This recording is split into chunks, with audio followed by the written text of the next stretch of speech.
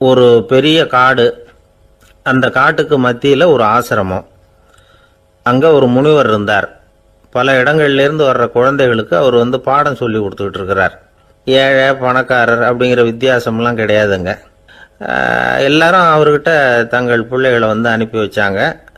மன்னர்களுடைய பிள்ளைங்க கூட அங்கே அவர்கிட்ட தான் படிக்கிறதுக்கு வருவாங்க. ஆனால் அந்த முனிவரை பொறுத்த வரைக்கும் எல்லா பிள்ளைங்களும் ஒன்று தான்.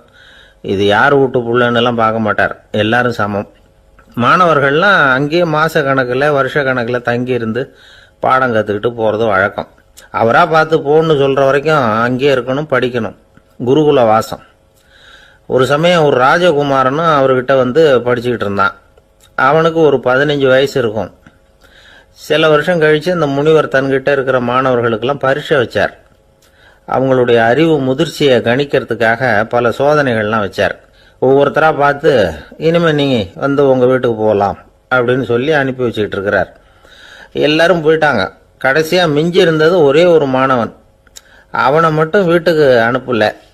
யார் அந்த பையன் தெரியுமா? அவன்தான் அந்த ராஜகுமாரன். ராஜகுமாரனுடைய தந்தைக்கு, அதுதான் அந்த ராஜாவுக்கு, அங்கே வயசு ஏறிக்கிட்டே போகுது. என்ன இது, படிக்க போன பையன் இன்னும் திரும்பி வரலையே அப்படின்னு நினைச்சார். வந்துட்டா சீக்கிரமாக அவனுக்கு பட்டம் கட்டிவிட்டு நாம் விலகிக்கலாமே அப்படின்னு நினச்சாரு. கல்யாணம் வேற பண்ணி பார்க்கணும் பையனுக்கு.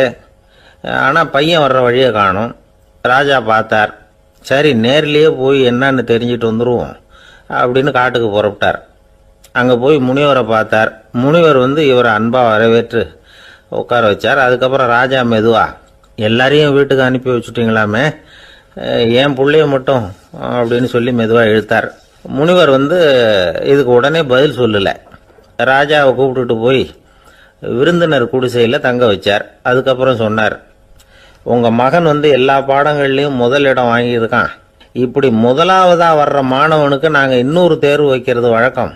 அதுலேயும் அவன் முதலாவதாக வந்துட்டான்னா அவன் ஒரு பெரிய வித்வான் அப்படிங்கிற கௌரவத்தை அடைஞ்சிருவான் அப்படின்னார். அதாவது முனிவர் அப்படி சொல்கிறார். அப்படி சொல்லிவிட்டு போயிட்டார் அவர். ராஜா அங்கேயே தங்கிட்டார். ராத்திரி படுத்து தூங்கினார். காலையில் எழுந்திரிச்சு அந்த குடிசைக்கு வெளியில் வந்தார் பல்லு விளக்கறதுக்காக. அந்த சமயத்தில் தூரத்தில் ஒருத்தன் ஒரு கையில் கோடாலியை வச்சுக்கிட்டு தலையில் ஒரு பெரிய விறகு கட்டை சுமந்துக்கிட்டு வந்துக்கிட்டு இருக்கிறது மாதிரி தெரிஞ்சுது. யாராவது விறகு வெட்டியாக இருக்கும் அப்படின்னு நினைச்சார் ராஜா. கிட்ட வந்ததும் உத்து பார்க்குறாரு. பார்த்தா அது தன்னோட புள்ள. திகைச்சு போயிட்டார். என்ன இது, ஒரு ராஜகுமாரனை கூட இது மாதிரி வேலையெல்லாம் செய்ய சொல்கிறாங்களே அப்படின்னு நினைச்சார். ராஜகுமாரன் விறகு கட்டை கொண்டுகிட்டு போய் கொல்லை பக்கம் வச்சான். அந்த சமயம் முனிவர் அங்கே வந்தார். என்ன மகனே, விறகு வெட்டிட்டு வந்துட்டியா? சரி, இப்போ ஒரு துடைப்பத்தை எடுத்துக்கோ, விருந்தினர் குடிசையின் வாசல் பக்கத்தை கூட்டி பெருக்கி சுத்தம் பண்ணு போ அப்படின்னார். அப்படியே செய்கிறேன் குருவே அப்படின்னு சொல்லிவிட்டு போனான். சுத்தம் பண்ண ஆரம்பிச்சிட்டான். ராஜா பார்த்தார் இதை. உடனே ஓடியாந்தார். மகனே, என்ன காரியம் பண்ணுற? துடப்பத்தை கீழே போடுனார். இப்போ அந்த ராஜகுமாரன் சொல்கிறான், தந்தையே, இது என்னுடைய குருதேவரோட உத்தரவு. இங்கே நான் ஒரு மாணவன். இங்கே அரசனும் ஒன்று தான், ஆண்டியும் ஒன்று தான். குருதேவர் சொல்கிறத மறுக்காமல் செய்கிறது தான் எங்கள் கடமை அப்படின்னா. இந்த சமயம் முனிவர் அங்கே வந்தார். இவனை முதுகில் தட்டி கொடுத்தார். அப்புறம் ராஜா கிட்ட சொன்னார், அரசே, உங்கள் புள்ள எங்கள் கடைசி தேர்வுலையும் வெற்றி பெற்றுட்டான். பணிவு தான் மாணவர்களின் மிக உயர்ந்த குணம். குருநாதர் சொல்றது மனசுக்கு பிடிக்கலன்னா கூட மறுக்காம செய்யணும். அப்படி செய்யறதுனால எதை செய்யலாம் எதை செய்யக்கூடாது அப்படிங்கிற விவேகம் அவங்களுக்கு வந்துடும். செய்யக்கூடாததை கூட பெரியவங்க சொல்லிவிட்டா செஞ்சுதான் ஆகணும் அப்படிங்கிற பணிவு அவங்களுக்கு வந்துடும். இந்த குணம் வந்துட்டுதுன்னா அவங்க எத்தனை கடினமான வேலையா இருந்தா கூட ரொம்ப சுலபமா செஞ்சு முடிச்சிருவாங்க. தூக்கத்திலேயும் அப்புறம் துக்கத்திலேயும் தோண்டு போட மாட்டாங்க. இந்த பணிவும் விவேகமும் அவங்க கிட்ட மன உறுதியை ஏற்படுத்தும். அந்த உறுதி உங்க பையனுக்கு வந்தாச்சு. இனிமே அவனை நீங்க அழைச்சிட்டு போகலாம். அவன் நிச்சயமா பேரும் புகழும் பெறுவான் அப்படின்னாரு. ராஜா அவரை பார்த்து, குருதேவா, புரிஞ்சுக்கிட்டேன், என்னை மன்னிக்கணும் அப்படின்னாரு. அதுக்கப்புறம் மகனை அழைச்சிக்கிட்டு நாட்டுக்கு திரும்பி வந்துட்டார். இந்த கதையை இன்று ஒரு தகவல்ல சொல்லுங்க சார், உங்க நிகழ்ச்சியில் சொல்லுங்க சார் அப்படின்னு சொல்லி மாணவர்கள் கேட்டா பணிவா இருக்கிறது எப்படி அப்படிங்கிறத புரிஞ்சுக்குவாங்க அப்படின்னு சொன்னார் ஒருத்தர். சரி, சொல்லுவோம். அதுக்கு முன்னாடி நேர்லயே ஒரு பையன்கிட்ட சொல்லி பார்க்கலாமே அப்படின்னு தோணுச்சு. உடனே ஒரு பையனை கூப்பிட்டோம். ஏன்பா உங்கள் வாத்தியார் உனக்கு இது மாதிரி ஒரு பரீட்சை வச்சா என்ன பண்ணுவேன் அப்படின்னு கேட்டோம். நானும் அப்படி தான் சார் நடந்துக்குவேன், விறகு வெட்டுவேன், தொடப்பத்தினால கூட்டி சுத்தம் பண்ணுவேன், உடனே செஞ்சு முடிச்சிருவேன் சார் அப்படின்னா. பலே பரவாயில்லையே அப்படின்னோம். ஆமாம் சார், அப்படி செஞ்சால் தானே வீட்டுக்கு அனுப்புவார், இல்லைன்னா இன்னொரு வருஷம் இங்கேயே இருந்து படின்னு சொல்லி விடுவாரே, அதனால் அப்படி செய்வேன் அப்படிங்கிறான் அந்த பையன். ஒரு காட்டில் ஒரு நரி இருந்தது. ஒரு நாள் காலை நேரம் அது தன்னுடைய இருப்பிடத்திலிருந்து வெளியில் வந்தது. கொஞ்சம் தூரம் நடந்து வந்தது. அப்போ தான் அது தன்னோட நிழலை கவனித்து பார்த்தா அது ரொம்ப நீளமாக பெருசாக இருக்குது. காலை நேரத்தில் நிழல் அப்படி தானே இருக்கும். ஆனால் அந்த நரிக்கு அந்த விஷயம் தெரியல. தன்னுடைய நீண்ட பெரிய நிழலை பார்த்து ஆச்சரியப்பட்டது. ஆஹா, நாம் இவ்வளவு பெருசாக இருக்கிறோம் அப்படின்னா என்னுடைய காலை சாப்பாட்டுக்கு ஒரு யானை இல்லைன்னா ஒரு ஒட்டகம் கிடைச்சாதான் சரியாக இருக்கும் போல இருக்கு அப்படின்னு முடிவு பண்ணிக்கிட்டது.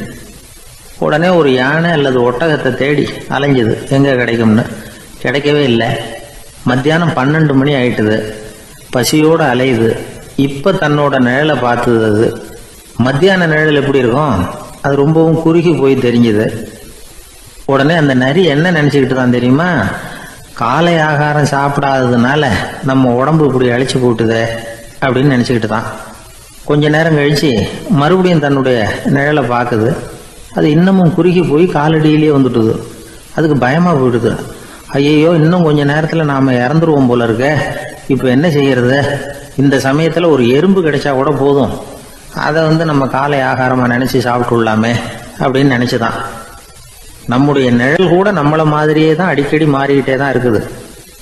அது எப்பவும் ஒரே மாதிரி இருக்கிறது இல்லை. மனிதனுக்கு ஏற்படுகிற தன்முனைப்பு இருக்கு பாருங்க, ஈகோ, அது கூட ஒரு நிழல் மாதிரி தானா. அப்படி நினைக்க ஆரம்பிச்சுட்டா அதனால ஏதும் பிரச்சனை வராதான். தன்முனைப்பை நிழல் போலவே ஏற்றுக்கொள்ளுங்கள் அப்படிங்கிறது பெரியவங்க கருத்து. ஒரு காரியத்தை வெற்றிகரமாக நல்ல விதமாக செஞ்சு முடிக்கிறோம்னு வச்சுக்கோங்க, அந்த சமயத்தில் ஒரு வித நுட்பமான தற்பெருமை நமக்குள்ள உண்டாகுது. இது இயற்கையானது, அதனால இது மேல பற்று வைக்கக்கூடாது. அப்படி வைக்க ஆரம்பிச்சுட்டா அந்த தற்பெருமை ஒரு நிரந்தர விருந்தாளியா நம்ம கிட்ட தங்கிக்கும். நம்ம நிழல் எப்படின்னு பாருங்க, நாம நடக்கும் பொழுது நம்ம பின்னாடியே வரும். தன்முனைப்பையும் அப்படியே நினைச்சுக்குங்க. நிழல் யாருக்கும் எந்த பிரச்சனையையும் உண்டாக்குறது இல்லை. ஆனா அந்த நிழலை கண்டே நாம பயப்பட ஆரம்பிச்சுட்டா நாம எதுலையும் வெற்றி காண முடியாது. நிழலோட சண்டை போடக்கூடாது. அது மாதிரி தன்முனைப்போடவும் நாம சண்டை போட வேண்டியதில்லை. இல்லாத ஒன்றோடு சண்டை போடுறது எப்படின்னா, அது இருட்டோட சண்டை போடுறது மாதிரி. நாம நிழல் கிடையாது, நம்ம கிட்ட இருக்கிற தன்முனைப்பு ஒரு நிழல். நம்ம நிழலையும் நமக்கு சமமா பாக்குறோம் பாருங்க, அங்கதான் சிக்கலே ஆரம்பம்.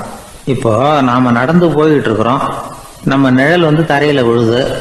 யாரோ ஒருத்தர் நம்ம நிழல் மேல காலை வச்சு நடந்து போறார். உடனே அவர்கிட்ட சண்டைக்கா போறோம், ஏண்டா என் நிழலை மிதிச்ச அப்படின்னு. நமக்கு தெரியும் அது நிழல் தாங்கிறது. அவர் உங்க மேல நடக்கல, உங்களுடைய நிழல் மேலதான் நடக்கிறார். அது மாதிரி உங்க தன்முனைப்பின் மேல யாராவது நடந்தா உங்களை அவமானப்படுத்துறதா நினைக்கிறீங்க. காரணம், நாமளும் நம்ம தன்முனைப்பும் ஒண்ணுங்கிற நினைப்பு தான் காரணம், மற்றபடி வேற ஒன்றும் கிடையாது. நம்ம நிழல் மேல நடக்கிறவர் நம்மளை காயப்படுத்துறது இல்லை. தன்முனைப்பை வேண்டாத ஒன்னாவும் பார்க்க வேண்டியதில்லை. அது இயற்கை. நிழலை உங்க முன்னாடி வைக்க வேணாம், அது உங்க பின்னாடியே இருக்கட்டும். நிழலின் நிழலாகி விடாதீர்கள், நீங்கள் நீங்களாகவே இருங்கள். இதுதான் சான்றோர் சிந்தனை. ஒரு பேருந்துல ஒரே நெரிசல். ஒருத்தர் பக்கத்துல நின்றுகிட்டு இருந்தவர்கிட்ட ரொம்ப பணிவா விசாரிச்சார், ஏன் சார் நீங்க ஏதாவது பெரிய உத்தியோகத்துல இருக்கிறீங்களா அப்படின்னார். அப்படிலாம் ஒண்ணும் இல்லைங்கன்னார் அவரு. அப்படின்னா வேற ஏதாவது அரசியல்ல பெரிய பதவியில் இருக்கிறீங்களா அப்படின்னு கேட்டார். அதுவும் இல்லைங்கன்னார். சரி, பணமாவது அதிகமா வச்சிருக்கீங்களா அப்படின்னு கேட்டார். அப்படிலாம் ஒன்றும் கிடையாது சார்னார் அவரு. அப்புறம் எதுக்குடா என் காலை மிதிச்சுக்கிட்டு இருக்கிற, இடரா காலை அப்படின்னாராம் இவர். அள்ள அள்ள குறையாதது அட்சய பாத்திரம், அது நமக்கு தெரியும், கேள்விப்பட்டிருக்கிறோம். ஆனா போட போட நிரம்பாத ஒரு பாத்திரம் உண்டு. அது என்ன தெரியுமா? நம்மள பல பேர்கிட்ட அந்த பாத்திரம் உண்டு. அதுதான் பேராசை அப்படிங்கிற பாத்திரம். அதை நிறைவு செய்யவே முடியாது. பேராசையை பற்றி சுஃபி இலக்கியத்துல ஒரு பிரபலமான கதை உண்டாம். அதை ஒரு பெரியவர் எடுத்து சொல்லியிருக்கிறார். ஒரு மன்னர் நகர்வலம் போயிட்டு இருக்கார். ஒரு பிச்சைக்காரன் மன்னர் எதிரில் வர்றான். பிச்சை போடுங்கிறான். என்னுடைய அமைதியை கெடுக்காதே போங்கிறார் மன்னர். அவன் சிரிக்கிறான்.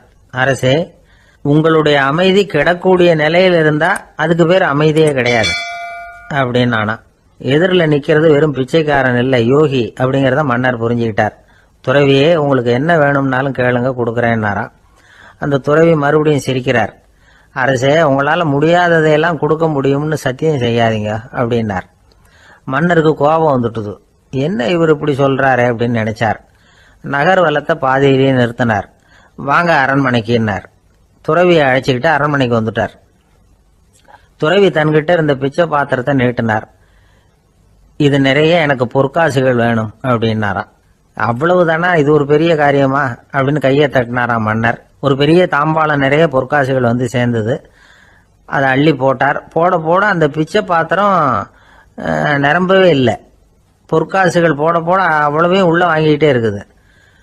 அரசாங்க கஜானாவே காலி ஆயிட்டுது. மூட்டை மூட்டையா பொற்காசுகளை கொட்டி பார்த்துட்டாங்க. அது முழுங்கிக்கிட்டே இருக்குது. கடைசி வரைக்கும் அந்த பிச்சை பாத்திரம் வந்து நிரம்பவே இல்லை. அரசர்கிட்ட இருந்த கர்வம் போயிட்டுது. அப்படியே பொத்துன்னு துறவி காலில் விழுந்தார். அப்போ அந்த துறவி சொன்னாராம், மன்னா, இந்த பிச்சை பாத்திரத்தை உங்களால மட்டும் இல்லை, வேற யாராலையும் நிரப்ப முடியாது. அதுக்கு என்ன காரணம்னா, இது வந்து சாதாரண பிச்சை பாத்திரம் இல்லை, பேராசைகளோட வாழ்ந்து செத்து போன ஒரு மனிதனின் மண்டை ஓடுது அப்படின்னாராம். பாருங்க, இதுதான் அந்த சுஃபி இலக்கிய கதை. செத்த பிறகும் நிறைவு இல்லைன்னா அது எப்பேற்பட்ட பேராசையா இருக்கும்னு யோசிச்சு பார்த்துங்க. நம்மால ஒருத்தர் கல்யாணம் பண்ணிக்க பொண்ணு பார்த்துக்கிட்டு இருந்தார். அழகு, அறிவு, படிப்பு எதுவும் தேவையில்லை, பணம் மட்டும் இருந்தா போதும் அப்படின்னு பார்க்கறவங்க கிட்ட எல்லாம் சொல்லி வச்சார். ரொம்ப நாளைக்கு அப்புறம் ஒரு பணக்காரர் கிடைச்சார். அவர் சொன்னார், இதை பாருங்க, எனக்கு 20 வயசுல ஒரு மகள், அவளை நீங்க கல்யாணம் பண்ணிக்கிட்டா 2 லட்சம் பணம் கொடுப்பேன். 25 வயசுல ஒரு பொண்ணு, அவளை கல்யாணம் பண்ணிக்கிட்டா 2.5 லட்சம் தருவேன். 30 வயசுல ஒரு பொண்ணு இருக்கா, அவளை கல்யாணம் பண்ணிக்கிட்டா 3 லட்சம் தருவேன். என்ன சொல்ற அப்படின்னாராம். இவன் கொஞ்ச நேரம் யோசிச்சு பார்த்துருக்கான். அதுக்கப்புறம் மெதுவா அவரை நிமிர்ந்து பார்த்து, ஏன் சார், உங்ககிட்ட 50 வயசுல ஏதாவது பொண்ணு இருக்கா அப்படின்னு கேட்டானா. சில பேரை இப்படி சொல்றது உண்டு, அடுத்தவங்களை அனுசரிச்சு நடந்துக்க தெரியல, அவன் என்ன சார் மனுஷன் அப்படிம்பாங்க. சக மனிதர்களோட எப்படி பழகிறது அப்படின்னு தெரியாததுனாலேயே பல பேர் இன்னைக்கு சங்கடப்பட்டுக்கிட்டு இருக்கிறாங்க. வசதி வாய்ப்பெல்லாம் சரியா இருக்கும், ஆனா வாழ்க்கை சரியா இருக்காது.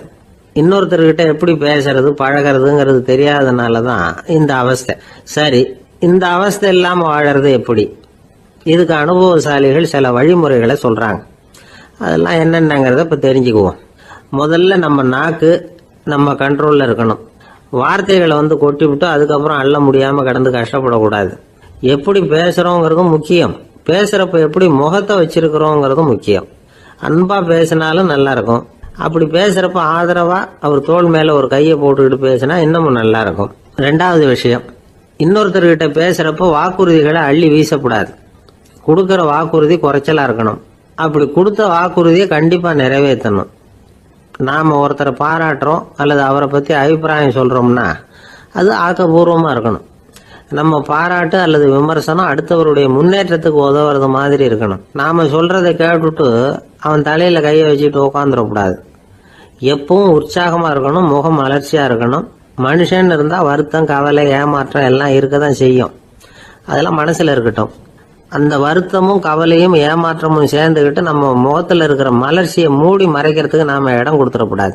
எந்த விஷயத்தை பத்தி யாருகிட்ட பேசினாலும் வெளிப்படையா பேசணும், திறந்த மனசோட பேசணும். மூடி மறைச்சி முன்னு முழுங்கிட்டு இருக்கக்கூடாது. இன்னொருத்தர்கிட்ட பேசுறப்போ விவாதம் பண்ணுங்க, அது தப்பு இல்லை, ஆனா வாதாடிக்கிட்டு இருக்கக்கூடாது. அதாவது என்ன சொல்றாங்கன்னா, டிஸ்கஸ் பண்ணலாம், ஆர்கியூ பண்ணக்கூடாதான். நம்ம கிட்ட இருக்கிற நல்ல குணங்களை நாம எடுத்து சொல்லிட்டு இருக்கக்கூடாது. அந்த நல்ல குணங்களே நம்மளை பத்தி எடுத்து சொல்லணும், அது மாதிரி நடந்துக்கணும். அதே மாதிரி அடுத்தவங்க கிட்ட உள்ள கெட்ட குணங்களை பத்தி அவசியம் இல்லாம நாம பேச வேண்டியதில்லை. உங்களை பத்தி யாராவது தப்பா பேசுறாங்களா, அப்படி அவங்க பேசுறதுல உண்மை இல்லையா அப்படின்னா அதை நீங்க பொருட்படுத்த வேண்டியதில்லை, விட்டுடலாம், அது தானா போயிடும். ஒரு 4-5 பேரோட பேசிக்கிட்டு இருந்தீங்கன்னா எல்லாருக்கும் முக்கியத்துவம் கொடுங்க, யாரையும் அலட்சியப்படுத்தாதீங்க. தமாஷா பேசலாம், ஆனால் அவங்க தமாஷ் அடுத்தவங்கள கேலி பண்ணுறதா இருக்கக்கூடாது. நமக்கு கிடைக்க வேண்டியது கிடைக்கலையே அப்படிங்கிற தவிப்பு நம்மக்கிட்ட இருக்கக்கூடாது. அது தேவையில்லை. உங்கள் செயல்பாடுகள் தெளிவாக இருக்கட்டும், பாராட்டு தானாக அவங்கள தேடிட்டு வரும். இன்னொரு மனுஷனுடைய மனசில் கௌரவமான ஒரு இடத்த பிடிக்கணும்னா நாம் இந்த குணத்தையெல்லாம் நம்மக்கிட்ட வளர்த்துக்கணும். இதெல்லாம் அனுபவசாலிகள் சொல்லியிருக்கிற குறிப்புகள். இந்த குறிப்புகளை சரியாக புரிஞ்சுக்கணும், அது முக்கியம். தப்பாக புரிஞ்சுக்கிட்டா என்ன ஆகும் தெரியுமா? இதை கேளுங்க. ஒருத்தர் வந்தார். சார், அடுத்தவங்க தோள் மேலே கையை போட்டுக்கிட்டு அன்பாக பேசணும்னு சொன்னீங்க. அப்படிதான் பேசினேன். அவர் முதுக கூட தட்டி கொடுத்தேன். என் வேலை போயிடுது சார், வீட்டுக்கு அனுப்பிச்சிட்டாங்க அப்படின்னார். யாருக்கிட்ட அப்படி பேசுனீங்கன்னு கேட்டோம். என் முதலாளிகிட்ட சார் அப்படிங்கிறார் ரொம்ப சோகமா. ஒரு மாணவனை பார்த்தேன். என்ன தம்பி படிப்புலாம் எப்படி இருக்குது அப்படின்னு விசாரித்தேன். அவன் ரொம்ப அழுத்துக்கிட்டான். நான் நல்லா தான் சார் படிக்கிறேன், இருந்தாலும் புத்தியில் சரியாக ஏற மாட்டேங்குது சார் அப்படின்னா. சரி, இவனும் நம்ம ரகம்தான் அப்படின்னு சொல்லி முடிவு பண்ணிக்கிட்டோம். கல்வி கற்கக்கூடிய ஒரு மாணவன் சம்பந்தப்படுற புத்திகள் பல வகை. அதை பற்றி ஒரு பெரியவர் விளக்கி இருக்கிறார். மிருத்து புத்தின்னு ஒன்று இருக்குதான். மிருத்துன்னா மண்ணால் செவுறு கட்டுறோம்ல, மண் சுவரில் ஆணி அடிக்கிறதும் சுலபம், அதை பிடுங்கி எடுக்கிறதும் சுலபம். அது மாதிரி சில பேர் குரு சொல்லி கொடுக்குறத சுலபமாக கேட்டு தெரிஞ்சு வச்சுக்குவாங்க, கொஞ்ச நேரத்தில் சுலபமாக மறந்தும் போயிடுவாங்க. இது மிருத்து புத்தின்னு பேர், மண் புத்தி. தாரு புத்தின்னு ஒன்று உண்டான். தாருன்னா மரம். அதில் பச்சை மரத்தில் ஆணி அடிக்கிறது சுலபம், ஆனால் அதை எடுக்கிறது கஷ்டம். அது மாதிரி ஆசிரியர்கிட்ட இருந்து கேட்டதை கவனமாக மனசில் பதிய வச்சுக்கிட்டு அதை மறக்காமல் இருக்கிறது தாரு புத்தி. பட்டை மரமாக இருந்தால் அதில் ஆணி அடிக்கிறதும் கஷ்டம், அடிக்கிற ஆணியும் சீக்கிரம் நழுவிடும். அது மாதிரி கேட்குற விஷயம் மனசில் பதியறதும் கஷ்டம். அப்படியே பதிஞ்சாலும் அது நீடிச்சு இருக்கிறதும் கஷ்டம், கொஞ்ச காலத்தில் மறந்துடும். இன்னொரு வகை புத்தி ஒன்று உண்டு. அதுக்கு பேர் சிலா புத்தின்னு பேர். சிலான்னா கல். ஒரு கருங்கல்லில் 4 துளையை போட்டு ஒரு துளையில் உளியை வச்சு அடித்தா மற்ற துளை வழியாகவும் பிளந்து கல் 2 ஆகிடும். அது மாதிரி சந்தியான இடங்களில் குறிப்பாக ஒரு பொருளை சொன்னால் அதை வச்சுக்கிட்டு மற்றதையும் தெரிஞ்சுக்கிறது, அது சிலா புத்தின்னு பேர். வேணு புத்தின்னா என்ன தெரியுமா? வேணுன்னா மூங்கில் கணுவில் ஒரு பக்கம் உளியை வச்சு அடித்தா 2 பக்கமும் பிளந்துடும். அது மாதிரி ஒரு செய்தியை கேட்டுக்கிட்டு இருக்கிறப்பவே அதோட முன்பின் தொடர்களையும் தெரிஞ்சுக்கணும், அது வேணு புத்தி. தைல புத்தின்னு ஒன்று உண்டு. தைலம்ங்கிறது எண்ணெய். தண்ணியில் ஒரு துளி எண்ணெயை விட்டால் அது தண்ணி பூரா பரவி போடுதில்ல, அது இப்படி பரவுறது மாதிரி ஆசிரியர் சுருக்கமாக ஒரு கருத்தை சொன்னால் அதை வச்சுக்கிட்டு பூரா விஷயங்களையும் தெரிஞ்சுக்கணும், அது தைல புத்தி. கற்பூர புத்தின்னு ஒன்று கேள்விப்பட்டிருக்கோம். அது எப்படின்னா, கற்பூரம் தீ பட்ட உடனே பிடிச்சிக்கும். ஆசிரியர் சொன்ன உடனே நுண்ணறிவோட பாடங்களை புரிஞ்சுக்கிறது இந்த வகை புத்தி. கரி புத்தின்னு ஒன்று. அது எப்படின்னா, கரியில் நெருப்பை வச்சு விசிறிய பிறகு அதுக்கப்புறம் அது கறி நெருப்பாகும். அது மாதிரி காலம்பரை சாயந்தர வேலைகளில் ஆசிரியர் பாடம் சொல்லி கொடுப்பார், அதை கொண்டு புரிஞ்சுக்கிறது இந்த வகை. கதலித்தண்டு புத்தின்னு ஒன்று சொல்லுவாங்க. கதலிங்கிறது வாழை மரம். வாழைத்தண்டில் தீ வைக்கிறது எவ்வளவு சிரமமோ அவ்வளவு சிரமத்தோட கல்வி கற்கிறது கதலித்தண்டு புத்தி. இதை தவிர இன்னும் சில வகையான மாணவர்களை கூட அடையாளம் காட்டுறாங்க. ஆசிரியர் சொன்னதில் நல்லதை மட்டும் எடுத்துக்கிறவன் அன்னம். ஆசிரியர் கிடைச்ச இடத்துல பாடத்தை கேட்டுக்கிட்டு பிறகு தனியாக உட்காந்து சிந்திக்கிறவன் பசு. பசுமாடு அப்படி தானே, புல் கண்ட இடத்துல மேயும், அதுக்கப்புறம் நிதானமாக அசை போட்டுக்கும். ஆசிரியர் சொன்னதை தவிர வேற எதையும் சொல்ல முடியாதவன் கிளி. பல இடங்களில் பாடங்கள் கேட்டு கடைசியில் ஒன்றும் புரியாமல் போகிறவன் ஆடு. ஆடு ஒரு செடியில் வயிறார மேயாது, ஒரே செடியில். இக்கரைக்கு அக்கறை பச்சைன்னா அங்கேயும் இங்கேயும் அலைஞ்சிக்கிட்டே இருக்கும். சில பேருக்கு எருமைன்னு பேர். எருமை எப்படின்னா, குளத்து நீரை கலக்கி தான் குடிக்கும். அது மாதிரி ஆசிரியர் மனசை நோக செய்து பயில்கிற மாணவர்கள்லாம் இந்த ரகம். இவ்வளவுலாம் இருந்தாலும் இந்த காலத்து மாணவர்கள்லாம் ஒரு தனி ரகம். ஒரு ஆசிரியர் வகுப்பில் பாடம் நடத்திக்கிட்டு இருந்தார். இலக்கண வகுப்பு. இறந்த காலம், நிகழ்காலம், எதிர்காலம், past tense, present tense, future tense, இதை பற்றிலாம் பாடம் நடத்துகிறார். எல்லாம் சொல்லி கொடுத்துட்டு இப்போ நான் ஒரு வாக்கியம் சொல்லுவேன், அது என்ன காலம் அப்படிங்கிறத நீங்கள் சொல்லணும்னார் ஆசிரியர். சரின்னாங்க மாணவர்கள்லாம். நான் நாளைக்கும் பாடம் நடத்த போகிறேன், இது என்ன காலம் அப்படின்னு கேட்டார் ஆசிரியர். அதாவது நான் நாளைக்கும் பாடம் நடத்த போகிறேன், இந்த வாக்கியம் என்ன காலம்னு கேட்டார். ஒரு பையன் மெதுவாக எழுந்திரிச்சு சொன்னான், இது எங்கே போதாத காலம் சார் அப்படின்னு சொல்லிவிட்டு உட்காந்துட்டானான். ஒரு பள்ளிக்கூடம், அதில் வசதியான வீட்டு புள்ள ஒருத்தன் படிச்சுக்கிட்டு இருந்தான். இன்னொரு ஏழை பையனும் அங்கே படிச்சுக்கிட்டு இருக்கிறான். இவங்க 2 பேரும் ஒரே தெருவில் தான் இருக்கிறாங்க. பணக்கார வீட்டு பையன் பங்களாவில் இருந்தான். அவனுக்கு வேலை செய்யறதுக்காக சில வேலை ஆட்கள் உண்டு. அதனால் அவன் நல்லா சாப்பிடுவான், தூங்குவான். ஏதோ வரணுமேங்கிறதுக்காக பள்ளிக்கூடத்துக்கு வருவான், போவான், அவ்வளவுதான். இந்த ஏழை பையன் இருக்கானே, அவன் அப்படி இல்லை. காலையில் எழுந்திருப்பான், உடற்பயிற்சி பண்ணுவான், அவங்க வீட்டில் கிடைக்கிற சாதாரண உணவு அதை அளவோடு சாப்பிடுவான், வீட்டில் உள்ள வேலைகளையும் செய்வான், பள்ளிக்கும் தவறாமல் வந்துடுவான். அவனுக்கு கூட பிறந்த சகோதர சகோதரிகள் 8 பேர். எல்லாரும் தன்னம்பிக்கையோடு அவங்க வேலையை செஞ்சுக்கிட்டு இருந்தாங்க. இந்த பையன் எப்பவும் உண்மையை தான் பேசுவான், கடமையை ஒழுங்காக செய்வான். ஆசிரியர்களுக்கு இவனை ரொம்ப பிடிக்கும். அதனால் இவனை அந்த பள்ளிக்கூடத்து மாணவர் தலைவனாக ஆக்கியிருந்தாங்க. இது அந்த பெரிய இடத்து பையனுக்கு பிடிக்கல. மாணவர் தலைவனுக்கு பணிஞ்சு போகிறதுக்கும் அவனுக்கு விருப்பம் இல்லை. ஒரு நாள் வகுப்பில் ஆசிரியர் எல்லா மாணவர்களுக்கும் ஒரு வேலை கொடுத்தார். எல்லாரும் அதை சுறுசுறுப்பாக செஞ்சுக்கிட்டு இருக்கிறாங்க. இவன் மட்டும் சோம்பலாக உட்காந்துருக்கிறான். ஆசிரியர் அந்த பக்கமாக வந்தார், இதை பார்த்துட்டார். உடனே மாணவர் தலைவனாக இருக்கிற அந்த ஏழை பையனை கூப்பிட்டார். இந்த பாருப்பா, ஏன் அந்த பையன் இப்படி சும்மா உட்காந்துருக்கிறான், என்னன்னு விசாரிச்சு சொல்லு அப்படின்னு சொல்லிவிட்டு உள்ளே போயிட்டார். இவன் மெதுவாக போய் அவங்ககிட்ட விசாரிச்சான், ஏன் இப்படி சோர்ந்து போய் உட்காந்துருக்கிற அப்படின்னு. அவன் ரொம்ப அலட்சியமாக அவனை திரும்பி பார்க்குறான். என்னோட சிரமம் உனக்கு என்ன தெரியும்? வீட்டில் என்னுடைய சௌகரியங்களை கவனிக்கிற வேலை ஆட்கள் 2 பேரும் இன்னைக்கு வேலைக்கு வரல. அதனால் என்னோட வேலையெல்லாம் நானே கவனிக்கிற மாதிரி ஆயிட்டுது. அதனால் சோர்ந்து போயிட்டேன் அப்படின்னு நான்.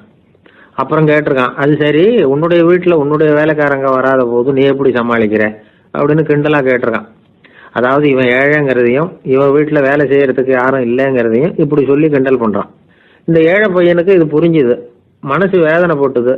இருந்தாலும் வெளியில் காட்டியாமல் சிரிச்சுக்கிட்டே சொன்னானா, எனக்கு அந்த கவலையே கிடையாது. என்னுடைய உதவிக்கு நான் நினைச்ச உடனே என்னுடைய காரியத்தை செய்யறதுக்கு 8 பேர் எப்பவும் தயாராக இருப்பாங்க அப்படின்னு நான். இவன் இப்படி சொன்னதும் அவனுக்கு ஒரு மாதிரி ஆயிட்டு தான். தலையை குனிஞ்சுக்கிட்டே போட்டான்.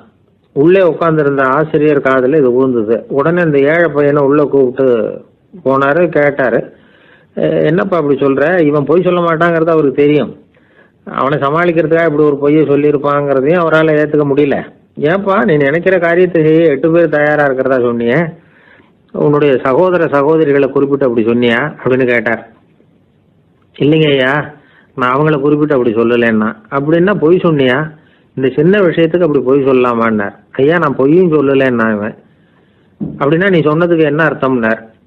இப்போ அந்த பையன் சொல்கிறான், ஐயா, நான் நினைக்கிறத செய்து முடிக்க என் கூட இருக்கிற அந்த 8 பேர் யாருன்னா 2 காலு, 2 கை, வாய், மூக்கு, கண்ணு, காது, ஆக மொத்தம் 8. இவங்க தான் இந்த வேலை ஆட்கள். நான் சொல்கிறத செய்யறதுக்கு, நான் சொல்கிறத கேட்கறதுக்கும் செய்யறதுக்கும் அவங்க எப்பவும் தயாராக இருக்காங்க. அந்த அளவுக்கு என்னுடைய பயிற்சிகள், பழக்க வழக்கங்கள் மூலமாக அவங்கள நல்ல நிலைமையில் வச்சிருக்கிறேன் அப்படின்னா. இந்த கதையை சுவாமி சின்மயானந்தர் சொல்கிறது வழக்கம். இயற்கை நமக்கு கொடுத்துருக்கிற வேலை ஆட்கள் இந்த 8. இவங்களை நல்ல முறையில் வச்சிருந்து வேலை வாங்க வேண்டியது நம்முடைய கடமை. அந்த கடமையை ஒழுங்காக செஞ்சுக்கிட்டு வந்தால் வாழ்க்கையில் வெற்றி நிச்சயம். இல்லைன்னா குழப்பம்தான். புத்தி சரியா இல்லைன்னா இந்த வேலையாட்கள் நாம் சொல்கிறத கேட்க மாட்டாங்க. ஒருத்தன் குடி போதையில் தள்ளாடி தள்ளாடி போய் ஒரு மரத்தில் முட்டிக்கிட்டானா. தலையில் கட்டு போட்டுக்கிட்டு மறுநாள் வந்திருக்கான். ஏன்டா இப்படி பண்ணுறேன்னு கேட்டிருக்காங்க. நான் ஒதுங்கி போன்னு தான் சொன்னேன், அது கேட்கல அப்படின்ட்டுருக்கான். எது கேட்கல? உன்னோட காலா அப்படின்னு கேட்டிருக்காங்க. இல்லைங்க, அந்த மரம் அப்படின்னு நானா. கணவன் மனைவி அன்பாக இருக்கணும், ஒருத்தர் ஒருத்தர் நல்லா புரிஞ்சுக்கணும், விட்டு கொடுக்குற மனப்பான்மை வேணும். அதுதான் ஒரு நல்ல குடும்பம். இன்னைக்கு பல குடும்பங்களில் அர்த்தமில்லாத சண்டைகள் தான் அதிகம். கிராமப்புறங்களில் வேடிக்கையாக ஒரு கதை சொல்லுவாங்க. ஒரு ஊரில் ஒரு ஆள் இருந்தான், வேலை வெட்டி இல்லாமல் சும்மாவே இருந்தான். அவனுக்கு கல்யாணம் பண்ணி வச்சாங்களாம். மனைவி வந்து சேர்ந்தா, சும்மாவே உட்காந்துருக்கிறியே, ஏதாவது சம்பாதிக்கிற வழியை பாரு அப்படின்ட்டு இருக்கா. அதுக்கு தான் யோசனை பண்ணிட்டு இருக்கிறேன், ஒரு அருமையான ஐடியா அப்படின்னு நானா. என்ன அது சொல்லு அப்படின்ட்டு இருக்கா. அவ ஒரு ஆட்டுக்குட்டி வாங்க போகிறேன்னு இருக்கான். அதை வாங்கி என்ன பண்ண போகிறேன்னா, அந்த குட்டி வளரும், பெருசாகும், அதுக்கப்புறம் அது நிறைய குட்டி போடும் அப்படின்ட்டுருக்கான். சரி, அப்புறம் என்ன, அதையெல்லாம் சந்தையில் கொண்டுட்டு போய் விற்றுவிட்டு அந்த காசுக்கு ஒரு எருவு மாடு வாங்கலாம். சரி, அது எதுக்கு? எருவு மாடு நிறைய பால் கொடுக்கும், அதை கொண்டுகிட்டு போய் பால் பண்ணையில் கொடுப்பேன், அல்லது நானே விற்றுருவேன், கை நிறைய காசு கிடைக்கும். அதுக்கப்புறம் ஒரு பசுமாடு வாங்குவேன், பாலையும் விற்கலாம், நாமளும் காய் போட்டு சாப்பிட்லாம், இப்படிலாம் சொல்லியிருக்கான். அப்போ அந்த பொண்ணு சொல்லிச்சான், அடுத்த தெருவில் இருக்கிற எங்கள் அம்மா வீட்டுக்கும் கொஞ்சம் பால் கொடுத்து அனுப்பலாம் அப்படின்ட்டுருக்கா அந்த பொண்ணு. இந்த இடத்துல கணவனுக்கு கோவம் வந்துட்டுது. அது எப்படி உங்கள் அம்மா வீட்டுக்கு எதுக்கு கொடுக்கணும், அதெல்லாம் முடியாதுன்றிருக்கான். இந்த இடத்துல சண்டை ஆரம்பமாயிட்டுது. கொஞ்ச நேரத்தில் 2 பேரும் சத்தம் போட ஆரம்பிச்சிட்டாங்க. கடுமையான சண்டை நடக்கிறத பக்கத்து வீட்டுக்காரன் காதில் வாங்கினான். அவன் ஓடியாந்தான். அவனுக்கு தெரியும் வாங்காத மாட்டுக்காக இப்படி சண்டை போட்டுக்கிட்டு இருக்கிறாங்கங்கிறது அவனுக்கு புரியும். அவன் ஓடி வந்து சொன்னான், ஏண்டா உன்னோட பசுமாட்டை ஒழுங்காக கட்டி போடக்கூடாதான்ருக்கான். என்னடா சொல்கிறேன்னா இவன், உன் மாடு என் தோட்டத்தில் வந்து மேய்ஞ்சுட்டுது, பயிரெலாம் நாசமாயிட்டுது, 10,000 ரூபா அளவுக்கு சேதம், அதை வாங்கிட்டு போகிறதுக்கு தான் வந்தேன், குடுறா 10,000 நானா. இவன் அரண்டு போயிட்டான். அப்புறம் சொன்னா, டே நான் இன்னும் மாடே வாங்கலையே, அதுக்குள்ளே அது வந்து எப்படிடா உன் தோட்டத்தில் மேயும், என்னடா உளறேன்ருக்கான். நீ தாண்டா இப்போ உளறிக்கிட்டு இருக்க, மாடே வாங்கலை, அதுக்குள்ளே எப்படிடா வந்து உன்னுடைய மனைவி அவங்க அம்மா வீட்டுக்கு பால் கொடுத்து அனுப்ப முடியும் அப்படின்னு அவன் கேட்டானா. நம்ம ஆளுக்கு இப்போ தான் புத்தி வந்துதான். அர்த்தமே இல்லாத சண்டை போட்டுக்கிட்டு இருக்கிறோம் அப்படிங்கிறத அவன் புரிஞ்சுக்கிட்டானா. இது நம்ம முன்னோர்கள் சொல்லியிருக்கிற ஒரு கதை. சண்டையில் தான் அர்த்தம் இல்லையே தவிர கதையில் அர்த்தம் உண்டு. அதாவது இல்லாத விஷயங்களுக்காக சண்டை போட்டுக்கிட்டு இல்லறத்தை வீணாக்கிக்கிட்டு இருக்கிற மனிதர்கள் இன்றைக்கு நிறைய பேர் இருக்கிறாங்க. ஒருத்தன் தன்னுடைய மனைவியை பற்றி மாமனார்கிட்ட புகார் சொன்னானா, மாமா உங்கள் பொண்ணு அர்த்தமில்லாத சண்டை போடுறா, எதுக்கு எடுத்தாலும் எடுத்து எறிஞ்சு பேசுகிறா அப்படின்ட்டுருக்கான். நீ எப்படி மாப்பிள்ளை அதை சமாளிக்கிற அப்படின்னு கேட்டிருக்காரு அவரு. அவள் எடுத்து எறிகிறது என் மேலே படாமல் ஒதுங்கி நின்றுக்கிறேன் அப்படின்னு நானா. இவன் ரொம்ப பேருக்கு கூட்டத்தில் பேசுறதுன்னா பயம். நமக்கு ஒன்றும் தெரியாதுன்னு மற்றவங்க நினச்சிடக்கூடாதுங்கிற எண்ணம் தான் இதுக்கு காரணம். ரொம்ப முக்கியமான ஒரு கூட்டம்னா பயம் அதிகமாக இருக்கும். முக்கியமானவங்கள்லாம் வருவாங்களே, அவங்களாம் நம்மளை பற்றி மட்டமாக நினச்சிருவாங்களே அப்படிங்கிற பயம் வந்துடும். ஆனால் மேடை பேச்சுங்கிறது அவ்வளவு கடினமான ஒரு காரியம் இல்லைங்கிறாங்க அது சம்பந்தமான நிபுணர்கள். யாரும் பேச்சாளர் ஆகலாம், இது ஒன்றும் பெரிய கிஃப்ட்டு கிடையாது அப்படின்னு அவங்க சொல்கிறாங்க. நீங்கள் ஒரு சிறந்த பேச்சாளர் ஆகணுமா அப்படின்னா அதுக்குன்னு சில ஆலோசனைகளை சொல்லி வச்சிருக்கிறாங்க அனுபவசாலிகள். முதல் ஆலோசனை என்னென்னா, உங்கள் பேச்சு வந்து எளிமையாக இருக்கணும். ஏதாவது ஒரு கருத்து அல்லது 2 கருத்து சொன்னால் போதும். 20 அல்லது 30 கருத்துக்களை சொல்லிகிட்டே போகக்கூடாது. 2வது ஆலோசனை, நீங்கள் என்ன பேச போகிறீங்கிறது முதல்ல உங்களுக்கு நல்லா புரியணும். அதுக்கப்புறம் தான் அதை அடுத்தவங்களுக்கு புரிய வைக்க முடியும். எப்படி ஆரம்பிக்க போகிறோம், எந்த கருத்தை முக்கியமாக வலியுறுத்த போகிறோம், எப்படி முடிக்க போகிறோம் அப்படிங்கிறத முதல்ல நல்லா சிந்திச்சு மனசில் வச்சுக்கணும். கடைசியாக என்ன சொல்கிறீங்களோ அதுதான் கேட்குறவங்க மனசில் நிற்கும். 3வது ஆலோசனை என்னென்னா, உங்கள் பேச்சு சுருக்கமாக இருக்கணும். ஒரு 15 நிமிஷம் பேசுகிறது ரொம்ப பொருத்தம். மணிக்கணக்கில் பேசிக்கிட்டு இருக்கிறது நல்லதில்லை. 4வது ஆலோசனை, நீங்கள் பேசுகிறது உண்மையாக இருக்கணும். உங்களுக்கு உண்மையான அனுபவங்கள் இருக்கும், அதை சொல்லலாம். உங்களுடைய உண்மையான அனுபவங்களை மற்றவங்களோட பகிர்ந்துக்கணும், அதுதான் முக்கியம். 5வது ஆலோசனை, ஆரம்பத்தில் கொஞ்ச நேரம் உங்களை பற்றியும் எதிரில் உள்ளவங்களை பற்றியும் சம்மந்தப்படுத்தி ஏதாவது பேசி ஒரு நெருக்கத்தை ஏற்படுத்திக்கணும். ஒவ்வொருத்தரும் இப்போ ஒரு பேச போகிறது நம்ம சம்மந்தப்பட்டது அப்படின்னு நினைக்க ஆரம்பிச்சிருவாங்கல்ல, அதுக்கப்புறம் அவங்க கேட்க தயாராகிட்டாங்கன்னு அர்த்தம். எதிரில் உட்காந்துருக்கிற கூட்டத்திலிருந்து 3 பேரை தேர்ந்தெடுங்க. அதாவது வலது பக்கம் ஒருத்தர், நடுவில் ஒருத்தர், இடது பக்கம் ஒருத்தர். அதாவது உங்களை வந்து ரொம்ப கனிவாகவும் ஆர்வமாகவும் பார்க்குறவராக பார்த்து தேர்ந்தெடுத்துங்க மனசுக்குள்ளே. நீங்கள் பேசும்பொழுது என்ன பண்ணணும்னா, இவங்களை நேருக்கு நேராக மாறி மாறி பார்த்துக்கிட்டே பேசுனீங்கன்னா நீங்கள் ஏதோ ஒட்டுமொத்த கூட்டத்தையும் பார்த்து பேசுகிறதாக ஒரு உணர்வு அது ஏற்படுத்திவிடும். 6வது ஆலோசனை என்னென்னா, சொற்பொழிவுன்னா நீங்கள் பேசணும், படிக்கக்கூடாது. எழுதி படிக்கிறது நல்லா இருக்காது. குறிப்புகள் வேணும்னா வச்சுக்கலாம். படிக்கிறது பேப்பர்லேருந்து வர்றது மாதிரி இருக்கும், பேசுறது இதயத்திலேருந்து வர்றது மாதிரி இருக்கும். அப்புறம் 7வது ஆலோசனை சொல்கிறாங்க. அது என்னென்னா, மேடையில் ஏறி நின்ன உடனே இயல்பாக மூச்சை இழுத்து விட்டுங்க, இயல்பு நிலைக்கு வாங்க, அதுக்கப்புறம் இயல்பாக பேச ஆரம்பிக்கலாம் அப்படிங்கிறாங்க. இவ்வளவும் வந்து பேச்சு கலையில் வல்லுநர்களாக இருக்கிறவங்க சொல்லுகிற ஆலோசனைகள். இதையெல்லாம் கடைபிடிச்சா நமக்கும் அதுக்கும் வெகு தூரம்னு நினச்சிக்கிட்டு இருந்த ஒன்று இப்போ கிட்டத்தில் நெருங்கி வந்துடும். நாம் சொல்கிறபடியெல்லாம் அது கேட்கும். ஒரு பேச்சாளர், அவருக்கு சுருக்கமாகவே பேச தெரியாது. மேடையில் ஏற்றி விட்டுவிட்டா போதும், ஆரம்பிச்சிருவார், நிறுத்த மாட்டார், பேசிக்கிட்டே இருப்பார். ஒரு தடவை அவர் ஒரு கூட்டத்தில் ரொம்ப நேரம் பேசிக்கிட்டே இருக்கிறார். எதிரில் பொறுமை இழந்த ஒருத்தர் தன்னுடைய கை கடிகாரத்தை காட்டினார். அதை கவனித்த பேச்சாளர், மன்னிக்கணும், கை கடிகாரம் நான் கொண்டுகிட்டு வர மறந்துட்டேன், அதுதான் நேரம் போனதே தெரியல அப்படின்னு சொல்லியிருக்கிறார். இதுக்கு அவர் சொன்னாராம் கோபமா, ஏய்யா கடிகாரத்தை தான் பார்க்க முடியல மறந்துட்டேன், பக்கத்தில் மாட்டிருக்கிற கேலண்டரையாவது பார்க்கக்கூடாதா அப்படின்னாராம். தானத்தில் சிறந்தது எது அப்படின்னு ஒரு கேள்வியை கேட்டு, தானத்தில் சிறந்தது நிதானம் அப்படின்னு அதுக்கு ஒரு பதிலும் சொல்கிறவங்க உண்டு. நிதானம் ரொம்ப அவசியம், அதுவும் இன்றைய உலகத்துக்கு ரொம்ப அவசியம். இன்றைக்கி உலகம் ரொம்ப பரபரப்பாக போய்கிட்டு இருக்குது. பொறுமையாக இருக்கணும்னு நினைக்கிறவங்களால கூட அப்படி இருக்க முடியறதில்ல. பொறுமையை சோதிக்கிறது மாதிரி பல சம்பவங்கள், அதையெல்லாம் சந்திச்சே தீர வேண்டியிருக்குது. எங்கே போனாலும் க்யூவில் நிற்க வேண்டியிருக்குது, எங்கே போனாலும் காத்துக்கிட்டு இருக்க வேண்டியிருக்கு. ஆஃபீஸ்லேயோ வீட்லேயோ கூட நீங்கள் நிதானமாக பொறுமையாக நடந்துக்க தெரியலன்னா உங்களுக்கு சிடுமூஞ்சி, முசுடு இப்படிலாம் பேர் வச்சுருவாங்க. அது உங்களுக்கு தேவையா? சரி, வாழ்க்கையில் பொறுமைசாலின்னு பேர் வாங்கிறதுக்கு என்ன வழி? முதல் பாயிண்ட், நீங்கள் நினைக்கிறது, எதிர்பார்க்கறது, செய்கிறது எல்லாமே 100% கரெக்டாக நடக்கணும்னு ஆசைப்படக்கூடாது. எதுவாக இருந்தாலும் அதில் ஓரளவுக்கு தவறு நடக்கலாம் அப்படிங்கிறத எதிர்பார்த்தே இருக்கணும். ஓரளவுக்கு அதை அனுமதிக்கணும். ஒரு நண்பரை 6 மணிக்கு ஒரு இடத்துக்கு வர சொல்லியிருக்கிறீங்க, 6 மணிக்கு அவர் வரலை, உடனே பொறுமை இழந்து நடந்துக்கக்கூடாது. ஒரு 10 நிமிஷம் டிலே ஆகலாம். ஒரு வர்ற வழியில் பஸ்ஸு கூட ஏதாவது டிராஃபிக்கில் மாட்டியிருக்கலாம். அதெல்லாம் எதிர்பார்த்தே கொஞ்சம் காத்திருக்கிறதுல ஒன்றும் தப்பு இல்லை. சில சமயம் டிலே ஆகிறது கூட நல்லதாக முடியும். ஒரு பஸ்ஸை தவற விட்டுட்டு, ஐயோ கொஞ்சம் ஒரு 2 நிமிஷம் முன்னாடி வந்திருந்தா பிடிச்சிருக்கலாமே அப்படின்னு தவிச்சிக்கிட்டு இருப்பாங்க சில பேர். அடுத்தபடியாக வர்ற பஸ்ஸு நேரடியாக நீங்கள் போக வேண்டிய இடத்துக்கே கொண்டு போய் விடுற பஸ்ஸாக கூட இருக்கலாம். அது உங்களுக்கு முன்னாடி தெரியாதுல்ல. சில நெருக்கடியான சூழ்நிலைகளை தமாஷா எடுத்துக்கிறதுக்கு பழகிக்கணும். சில இடங்களுக்கு போகிறப்ப காத்திருக்கிறதுக்கு நம்ம மனசை தயார்படுத்திக்கிட்டே போகணும். ஒரு ரயிலுக்கோ பஸ்ஸுக்கோ அல்லது விமானத்துக்கோ கப்பல் பிரயாணத்துக்கோ போகிறப்போ அங்கே போய் நீங்கள் மணிக்கணக்கில் கூட காத்துக்கிட்டு தான் இருக்கணும். புறப்படுற நேரம் கூட மாறலாம். நீங்கள் போய் சேர்ந்ததும் அது உடனே புறப்படணும்னு கட்டாயமாக என்ன? அது மாதிரி சமயத்தில் படிக்கிறதுக்குன்னு சில சுவாரஸ்யமான புத்தகங்களையும் கையில் எடுத்துக்கலாம். உங்களை சுற்றி எவ்வளவோ சுவாரஸ்யமான சம்பவங்கள் நடந்துக்கிட்டு இருக்குதுல்ல, அதையெல்லாம் வேடிக்கை பாருங்கள்.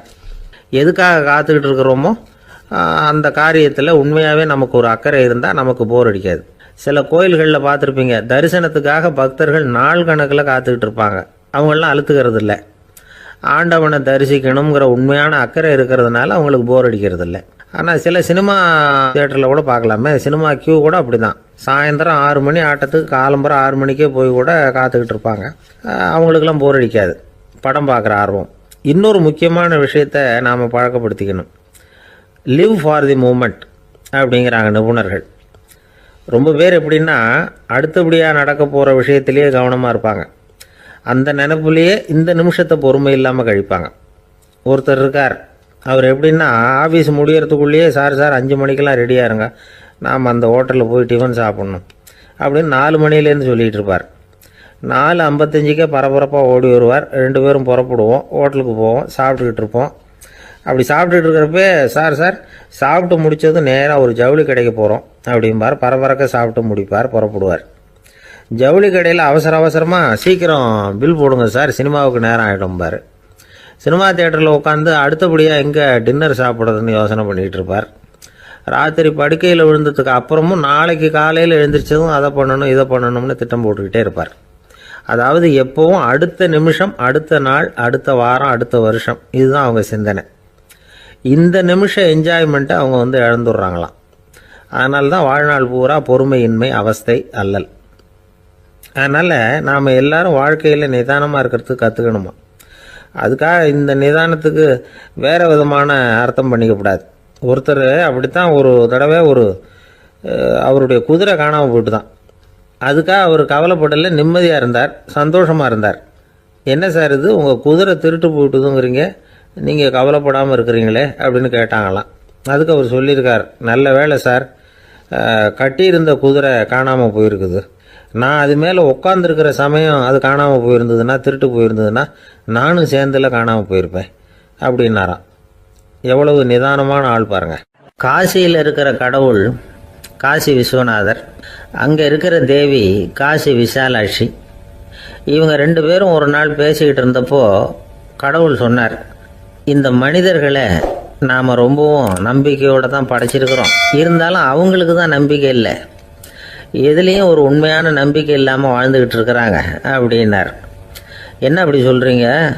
அதை பாருங்கள், எவ்வளவு பேர் காசியை தேடிட்டு வந்து கங்கையில் குளிச்சுக்கிட்டு இருக்கிறாங்க. அவங்களெலாம் நம்பிக்கை இல்லைன்னா இவ்வளவு தூரம் தேடிட்டு வந்து இங்கே குளிப்பாங்களா அப்படின்னு நாங்கள் தேவி. சரி, அதை சோதித்து பார்க்கலாம் அப்படின்னு 2 பேரும் முடிவு பண்ணிக்கிட்டாங்க. உடனே ஒரு திட்டம் போட்டாங்க. அது எப்படின்னா, நாம் 2 பேருமே பக்தர்கள் மாதிரி உருவத்தை மாற்றிக்கிட்டு கங்கை கரைக்கு போக வேண்டியது. நான் வந்து கங்கையில் இறங்கி குளிக்கிறேன். கொஞ்ச நேரத்தில் சுழலில் மாட்டிக்கிட்டது மாதிரி நடிக்கிறேன். நீ உடனே கரையிலிருந்து சத்தம் போடும். என்னோடய வீட்டுக்காரரை யாராவது காப்பாற்றுங்களேன்னு சத்தம் போடும். அதோடு இன்னொன்று சொல்லு, யாராவது ஒரு புண்ணிய ஆத்மா அவர்கிட்ட போய் அவருடைய முடியை பிடிச்சி இழுக்கணும். அப்படி ஒரு சாபம் இருக்குது எங்களுக்கு. புண்ணிய ஆத்மா, அதாவது எந்த பாவமும் செய்யாத இல்லாத ஒருத்தர் தான் அவரை காப்பாற்ற முடியும். அப்படிப்பட்டவங்க யாராவது வெள்ளத்தில் குதிச்சு என்னுடைய கணவரை காப்பாற்றுங்கோ அப்படின்னு நீ சத்தம் போடு, கூச்சல் போடு, என்ன நடக்குதுன்னு பார்க்கலாம் அப்படின்னார் கடவுள். சரின்னு சொல்லி 2 பேருமா சாதாரண பக்தர்கள் மாதிரி கங்கை கரைக்கு வந்து சேர்ந்தாங்க. அவர் இறங்கி குளித்தார். திட்டம் போட்டது மாதிரியே சுழலில் மாட்டிக்கிட்டது மாதிரி கத்துனார். கரையில் இருந்த அந்த அம்மா, ஐயோ என் கணவரை காப்பாற்றுங்களேன், யாராவது காப்பாற்றுங்களேன்னு கத்துனாங்க. பல பேர் ஓடி வந்தாங்க. உடனே இவங்க, பாவம் இல்லாத புண்ணிய ஆத்மா ஒருத்தரால் தான் என்னுடைய கணவர் காப்பாற்றப்படணுங்கிறது விதி, அப்படி ஒரு சாபம் இருக்குது, அதனால் புண்ணிய ஆத்மா யாராவது அவர்கிட்ட போய் அவர் முடியை பிடிச்சி தூக்கினா அவரை காப்பாற்றி விடலாம் அப்படின்னாங்க. இவங்க இப்படி சொன்னதும் எல்லாரும் திகைச்சு போய் நின்றுட்டாங்க. ஒவ்வொருத்தருக்கும் அவங்க செஞ்ச பாவம்லாம் ஒவ்வொன்றா ஞாபகத்துக்கு வர ஆரம்பிச்சுட்டுது. சரி, இதுக்கு நாம லாயக்கு இல்லை அப்படின்னு சொல்லி ஒதுங்கி போக ஆரம்பிச்சிட்டாங்க எல்லாம். இந்த சமயத்தில் யாரோ ஒருத்தர் வேகமாக ஓடி வந்தார். ஆற்றுல குதிச்சார். அவர்கிட்ட போனார், முடியை பிடிச்சார், தூக்கினார், அவரை காப்பாற்றி கரைக்கு கொண்டுட்டு வந்துட்டார். அப்படி காப்பாற்றின அந்த ஆளை இவங்க 2 பேரும் தனியாக கூப்பிட்டுக்கிட்டு ஒரு மண்டபத்துக்கு வந்துட்டாங்க. வந்து விசாரிக்கிறாங்க. நீ யாருப்பா அப்படின்னு கேட்குறாங்க. ஏதும் தெரியாத மாதிரி. நான் இந்த ஊர் அன்ன சத்திரத்தில் வேலை செய்கிற ஒரு சமையல்காரன் அப்படிங்கிறார். நீ வந்து கங்கையில் குளிக்கிறது உண்டான்னு கேட்டிருக்காங்க. நான் இந்த ஊர்லேயே தான் இருக்கிறேன், இருந்தாலும் தினமும் கங்கையில் குளிக்கிறது இல்லை, எப்பாவது ஒரு நாள் அங்கே குளிப்பேன் அப்படின்னார். கங்கையில் மூழ்கி எழுந்திரிச்சா பாவம்லாம் தொலையும்னு சொல்கிறாங்க. அப்படி இருக்கிறப்போ அங்கே இன்றைக்கி கங்கையில் குளிச்சுக்கிட்டு இருக்கிறவங்கெல்லாம் தங்களை வந்து புண்ணிய ஆத்மாவா நினைக்கல. கங்கையில் குளிக்காத நீ உன்னை வந்து புண்ணிய ஆத்மாவா நினச்சி என்னை காப்பாற்ற வந்திருக்கிற, அது எப்படி அப்படின்னு கேட்டார். அதுக்கு அந்த ஆள் சொல்கிறான், கங்கையில் குதித்ததுக்கு அப்புறம் தானே உங்களை காப்பாற்ற போகிறோம். அப்படி குதிக்கும் பொழுது என்னுடைய பாவம்லாம் போயிருக்கும்ல, நான் புண்ணிய ஆத்மாவாக ஆயிருப்பேனே, அதனால தான் துணிஞ்சு வந்து உங்களை காப்பாற்றினேன் அப்படின்னா. கடவுளும் தேவியும் அவனுக்கு வந்து காட்சி கொடுத்தாங்களாம். இப்படி ஒரு கதை உண்டு. அதாவது கங்கையில் குளிச்சுக்கிட்டு இருக்கிறவங்களுக்கே தங்களுடைய பாவம் போகுங்கிற நம்பிக்கை பரிபூர்ணமாக இல்லை. குளிக்காத ஒருத்தனுக்கு அந்த நம்பிக்கை இருந்தது. அதனால் அவனால் கடவுளை பார்க்க முடிஞ்சது. கடவுளை வந்து நாமளும் பார்க்க முடியுமா முடியாதா அப்படிங்கிற குழப்பம்லாம் நமக்கு வேண்டியதில்லை. நம்பிக்கையோடு வாழணுங்கிற உண்மையை மட்டும் இந்த கதையிலேருந்து புரிஞ்சுக்கிட்டா போதும். ஏன்னா இந்த கதையை கேட்டுட்டு ஒரு நண்பன் குதர்க்கமாக ஒரு கேள்வி கேட்டான். ஏன் சார், கங்கையில் குளித்தா பாவம் போயிடும்னு சொல்கிறீங்களே, நான் எனக்கு வேண்டாத ஒருத்தனை அழைச்சிட்டு போய் கங்கையிலேயே தள்ளி விட்டுட்டு அதுக்கப்புறம் அங்கேயே முழுக்க போட்டுட்டு நான் செஞ்ச பாவத்தை வந்து அதுலேயே கழுவி விட்டுட்டு மறுபடியும் உங்ககிட்ட வந்துடுறேன்னு வச்சுக்கோங்க, நீங்கள் என்னை வந்து புண்ணிய ஆத்மான்னு ஏற்றுக்குவீங்களா அப்படிங்கிறான். ஆள் கொஞ்சம் அசந்தான் நம்மளே அங்கே அழைச்சிட்டு போனாலும் போயிடுவோம். 1816 செப்டம்பர் மாதம் 11 பிரான்ஸ் தேசத்தில் உள்ள ஒரு மருத்துவமனை. அங்கே ஒரு இளம் டாக்டர் கொஞ்ச நாளைக்கு முன்னாடி தான் அந்த ஆஸ்பத்திரியில் புதுசாக வேலைக்கு சேர்ந்துருக்கிறார். அவர் பேர் ரெனே லெனக். அவர் அன்னைக்கு காலையில் அந்த மருத்துவமனையில் அப்படியே ரவுண்ட்ஸ் வந்துக்கிட்டு இருக்கிறார். வார்டில் ஒரு படுக்கையில் ஒரு இளம்பெண் படுத்திருக்கிறா. அந்த பொண்ணுக்கு இருதய நோயாக இருக்கலாம்ங்கிறது மற்ற டாக்டர்கள் சந்தேகம். அந்த காலத்துல எல்லாம் ஒருத்தருடைய இருதய துடிப்பை தெரிஞ்சுக்கணும்னா நோயாளியின் மார்பில் டாக்டர் வந்து காதை வச்சு பார்த்து தான் தெரிஞ்சுக்கிறது வழக்கம். ஆனால் இந்த பெண்ணும் வந்து இளம் பெண், அந்த டாக்டரும் புதுசாக சேர்ந்துருக்கிறவர். அதனால் பரிசோதனை பண்ண தயங்கினார். கொஞ்ச நேரம் யோசனை பண்ணார். திடீர்னு ஒரு ஞாபகம் வந்தது அவருக்கு. அதாவது அன்னைக்கு விடியற் காலையில் தோட்டத்தில் அப்படி வாக்கிங் போயிட்டு இருந்தப்போ சின்ன பசங்கள்லாம் ஒரு மரக்கட்டையை வச்சு விளையாடிக்கிட்டு இருந்தாங்களாம். அதை இவர் பார்த்துருக்கிறார். அது என்ன விளையாட்டுனா, ஒரு நீளமான மரப்பலகை, அதில் ஒரு முனையில் ஒரு பையன் தன்னுடைய காதை வச்சுக்கிட்டு இருக்கிறான், மறுமுனையில் இன்னொரு பையன் அந்த மரப்பலகையை ஒரு ஆணியால் கீறிக்கிட்டு இருக்கிறான். ஒரு முனையில் ஆணியால் கீறும் பொழுது மறுமுனையில் காதை வச்சிருக்கிற பையனுக்கு அந்த சத்தம் துல்லியமாக கேட்குது. அந்த டாக்டருக்கு காலையில் பார்த்த இந்த விளையாட்டு ஞாபகத்துக்கு வந்துட்டுது. உடனே என்ன பண்ணார் தெரியுமா? ஒரு நீளமான காகிதத்தை எடுத்தார். அதை அப்படியே உருளை மாதிரி உருட்டினார். ஒரு முனையை அந்த நோயாளியின் மார்பில் இடது பக்கம் வச்சார், இன்னொரு முனையில் தன்னுடைய காதை வச்சார். என்ன ஆச்சரியம்! நோயாளியின் மார்புல நேரடியாக காதை வச்சு கேட்கறத விட துல்லியமாக கேட்டுது இதய துடிப்பு. இதய துடிப்பு மட்டும் இல்லை, மூச்சு இழுத்து விடுறது, திரவ பொருள்களின் அசைவு, எல்லா சத்தமும் தெளிவாக கேட்குது. கிரேக்க மொழியில் ஸ்டெத்தாஸ் அப்படின்னா மார்பு, ஸ்கோப்பின் அப்படின்னா பார்ப்பதுன்னு அர்த்தம். அதனால் டாக்டர் ரெனே லெனக் தான் கண்டுபிடிச்ச கருவிக்கு ஸ்டெத்தஸ்கோப் அப்படின்னு பேர் வச்சார். அவரே வந்து முதல் மாடலையும் செஞ்சார். அளவு ரொம்ப பெருசாக இருந்தது, சுலபமாக எடுத்துகிட்டு போகிறது கஷ்டம், அது அவ்வளோ கஷ்டமாக இருந்தது அது. அதனால் அவரே அதை அப்புறம் 2 பிரிவாக தயார் பண்ணார். இது 2 துண்டையும் டாக்டர் தன்னோட கோட்டு பாக்கெட்டில் வச்சுக்கலாம், தேவைப்படுறப்ப எடுத்து ஒன்றா சேர்த்துக்கலாம். இப்படி தான் அவர் ஆரம்பத்தில் பண்ணார். தன்னுடைய இந்த கண்டுபிடிப்பை பற்றி அவர் ஒரு புத்தகம் எழுதினார். நிறைய விற்றுது, புகழும் பணமும் சேர்ந்தது. பணமும் புகழும் வந்து சேர்ந்தது மாதிரியே அவருக்கு ஒரு நோயும் வந்து சேர்ந்தது. அது என்ன நோயின்னு கண்டுபிடிக்கிறதுக்கும் அவர் கண்டுபிடிச்ச கருவி தான் உபயோகப்பட்டு தான். அவரே அதை கண்டுபிடிச்சார். அவருக்கு வந்திருந்தது காச நோய். 1826ஆம் வருஷம் ஆகஸ்ட் மாதம் 13ஆம் தேதி உலகத்தின் முதல் ஸ்டெதஸ்கோப்பை கண்டுபிடிச்ச டாக்டர் ரெனே லெனக் காலமானார். அவர் சாகிறதுக்கு முன்னாடி மரத்தால் செஞ்சு வச்சிருந்த ஸ்டெதஸ்கோப்பை தனக்கு வேண்டியப்பட்ட ஒரு டாக்டர்கிட்ட கொடுத்து, என்னுடைய சொத்துக்கள்லேயே ரொம்ப வசந்தது அப்படின்னு சொன்னாராம். அதுக்கப்புறம் 3 வெள்ளைக்காரங்க சேர்ந்து இந்த கருவியில் சில மாற்றங்களை பண்ணாங்க. ஆனால் 1829 லண்டனில் டாக்டர் நிக்கோலஸுங்கிறவர் ஒரு காதால் இதய துடிப்பை கேட்கறத விட டாக்டர் 2 காதாலையும் கேட்கறது தான் சரியாக இருக்கும் அப்படின்னு ஒரு கருத்தை வெளியிட்டார். அதுக்கப்புறம் ரொம்ப காலம் கழித்து 1852 ஜார்ஜ் காமான் அப்படிங்கிறவர் ரப்பர் டியூப்களை உபயோகப்படுத்தி 2 காதாலையும் கேட்குற மாதிரி ஒரு புதிய வடிவத்தை அதுக்கு கொடுத்தார். அதுக்கு பிறகு அது படிப்படியாக எவ்வளவோ மாற்றங்கள் இருந்தாலும் ஆரம்பத்தில் டாக்டர் ரெனே லெனக் உருவாக்கின அடிப்படை மாடலை யாரும் மாற்றி அமைக்கலைங்கிறது தான் முக்கியமான விஷயம். நமக்கு தெரிஞ்ச ஒரு ஆஸ்பத்திரி, அதில் ஒரு நோயாளி, காலை நேரத்தில் நர்ஸு அந்த பக்கமாக போயிட்டு இருந்தாங்க. அதை பார்த்துட்டு ஒரு நர்ஸுன்னு கத்துறார். நர்ஸு அவசரமாக ஓடி வந்து என்ன விஷயம்னு கேட்டாங்க. சிஸ்டர், இங்கே பாருங்கள், உங்கள் டாக்டரை என் நெஞ்சில் ஒரு காதை வச்சு கேட்டுக்கிட்டு இருக்கிறார் அப்படின்னார் நோயாளி. சிஸ்டர் பதட்டப்படாமல், அதனால் என்ன, இந்த டாக்டர் பழமையான விஷயங்களில் ரொம்ப நம்பிக்கை உள்ளவர், அதனால் ஸ்டெதாஸ்கோப்பை உபயோகப்படுத்தாமல் காதை வச்சு கேட்குறார், அது ஒன்றும் தப்பு இல்லை அப்படின்னாங்களாம். ஐயோ, அதுக்காக இல்லை சிஸ்டர், இவர் என் நெஞ்சு மேலே தலையை வச்சது நேற்று ராத்திரி 9 மணி, இப்போ விடிஞ்சு போச்சு, இன்னமும் தலையை எடுக்கவே இல்லை, அதுக்காக தான் சந்தேகப்பட்டு உங்களை கூப்பிடுறேன் அப்படின்னாராம். இந்த உலகத்தில் நாம் நல்லபடியாக இருக்கணும்னா அதுக்கு முக்கியமாக தேவைப்படுறது 2. ஒன்று செல்வம், இன்னொன்று அறிவு.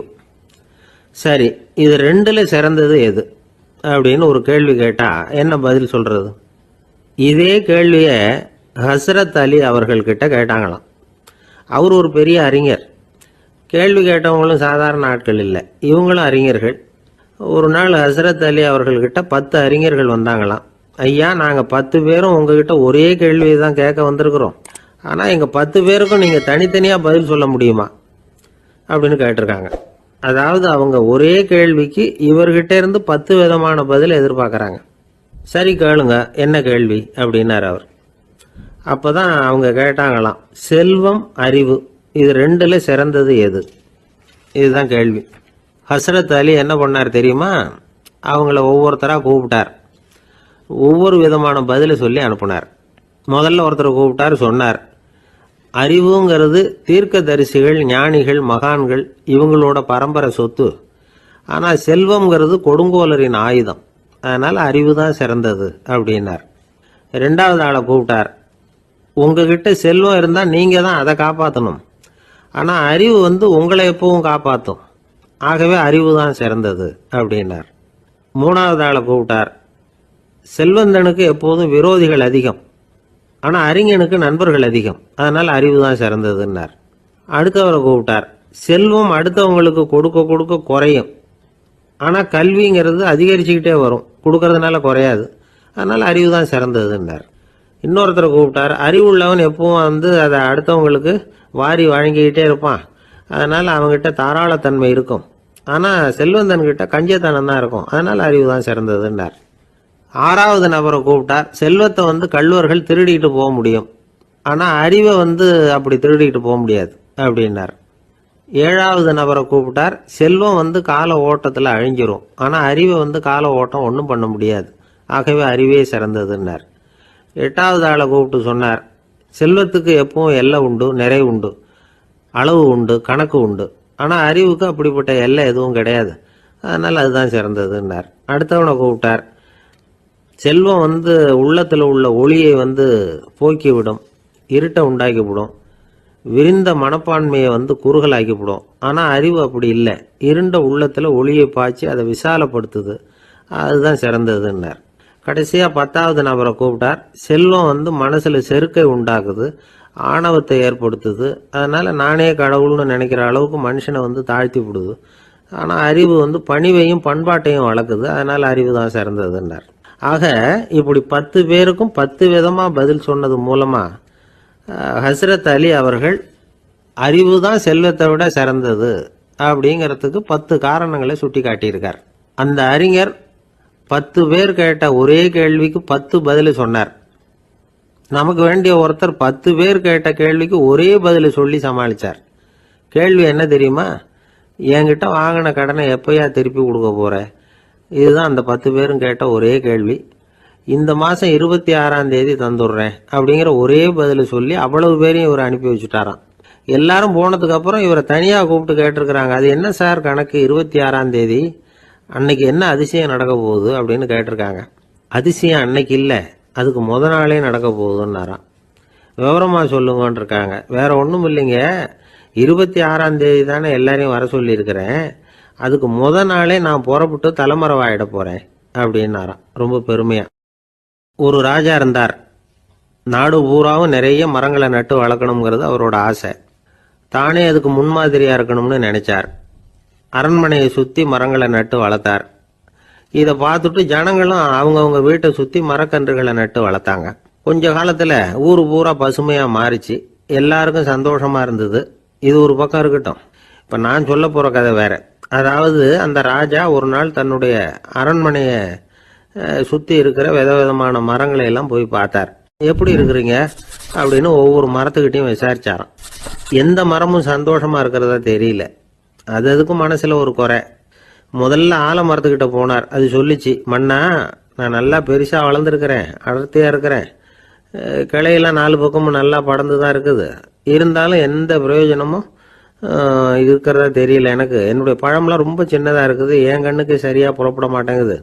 நான் இருக்கிற சைஸுக்கு என்னுடைய கிளையில் இருக்கிற பழம்லாம் எவ்வளவு பெருசாக இருக்கணும், அது இத்தினூண்டு இருக்கிறது எனக்கு பெரிய அவமானமாக இருக்குது. இப்படி இங்கே நின்றுக்கிட்டு இருக்கிறதே ரொம்ப கூச்சமாக இருக்குது. ஒரு நல்ல புயல் வந்ததுன்னா பேசாமல் சாஞ்சு விடலாமான்னு பார்க்குறேன் அப்படின்னு புலம்புது ஆலமரம். சரி இருக்கட்டும்னு நினச்சிக்கிட்டு ராஜா அடுத்தபடியாக ஒரு அத்தி மரத்துக்கிட்ட போனார். அதுவும் புலம்ப ஆரம்பிச்சுட்டுது. நான் கூட பெரிய மரம் தான், இல்லை இலையெல்லாம் அழகாக தான் இருக்குது, பழம் அழகாக இருக்குது, இருந்தாலும் உள்ள விஷயம் இல்லையே, அத்தி பழத்தை புட்டு பார்த்தா அத்தனையும் சொத்தை அப்படின்னு பழமொழியே உண்டாயிட்டுதே, இப்படி ஒரு கெட்ட பேரோட நான் இருக்கணுமா அப்படின்னு புலம்புது அது. சரி இது இருக்கட்டும் அப்படின்னு சொல்லி அடுத்தபடியாக வேப்ப மரத்துக்கிட்ட போனார். அது தன்னுடைய வேதனையை வெளியிட்டது. எனக்கு எவ்வளவோ மருத்துவ குணங்கள்லாம் இருக்கிறதா சொல்லிக்கிறாங்க, இருந்தாலும் என்ன பிரயோஜனம், என்னுடைய பழத்தை மனிதர்கள் யாரும் விரும்பி சாப்பிட்றது இல்லையே அப்படின்னுது. ராஜா அடுத்தாப்புல இருந்து ஒரு பனை மரத்துக்கிட்ட போனார். நான் நல்லா உயரமாக தான் வளர்ந்துருக்கிறேன், மற்ற மரங்கள்லாம் என்னை அண்ணாந்து தான் பார்க்கணும், இருந்தாலும் என்கிட்ட நிழலுக்காக யாரும் ஒதுங்கிறது இல்லையே அப்படின்னுது. என்ன இது எல்லா மரமும் இப்படி திருப்தி இல்லாமல் இருந்துகிட்டு இருக்குதே அப்படின்னு நினச்சிக்கிட்டே ராஜா அடுத்தபடியாக அங்கே இருந்த ஒரு பைன் மரத்துக்கிட்ட போனார். அழகாக உயரமாக பசுமையாக தான் இருந்தது. ஆனால் பழமோ பூவோ கிடையாது. அதை நினச்சி அது வருத்தப்பட்டுக்கிட்டு இருக்குது.